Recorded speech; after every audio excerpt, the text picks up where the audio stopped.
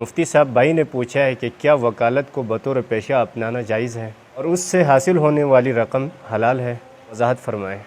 بسم اللہ الرحمن الرحیم۔ ہمارے ہاں عدالتی نظام میں عدالتی زبان اور قانونی اصطلاحات سے ناواقفیت کی بنیاد پر ہر شخص کے پاس یہ اختیار نہیں ہوتا کہ وہ اپنا مقدمہ خود سے لڑ سکے۔ اس کے لیے باقاعدہ تعلیمی ادارے قائم ہیں جہاں سے لوگ قانون کی پڑھائی کرتے ہیں اور پھر عدالت سے وکالت کا لائسنس حاصل کرتے ہیں، اور شریعت مطہرہ میں بھی وکالت کا پیشہ اپنانا فی نفسہ ہی جائز ہے اور وکالت پر اجرت لینا بھی حلال ہے۔ وکالت کا پیشہ ایک ایسا پیشہ ہے جس سے منسلک ہو کر انسان مظلوم کو انصاف دلا سکتا ہے، مجبور کی داد رسی کر سکتا ہے اور حقدار کو اس کا حق دلوا سکتا ہے۔ اس اعتبار سے وکالت ایک بہترین پیشہ ہے، لیکن اس کے ساتھ ساتھ ایک وکیل کو اس بات کا بھی خیال رکھنا چاہیے کہ وہ جھوٹے مقدمات کی پیروی نہ کرے، اپنے موکل کو جتوانے کے لیے جھوٹ کی ترجمانی نہ کرے اور رشوت سے پرہیز کرے، کیونکہ یہ چیزیں شریعت مطہرہ میں حرام ہیں۔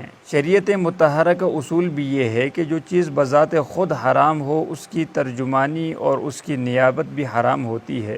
اس لیے جھوٹے مقدمات کی پیروی کرنے سے بچتے ہوئے، جھوٹ سے پرہیز کرتے ہوئے اور سفارش سے اپنے آپ کو بچاتے ہوئے وکالت کا پیشہ اختیار کرنا جائز ہے اور اس سے حاصل ہونے والی کمائی بھی حلال ہے۔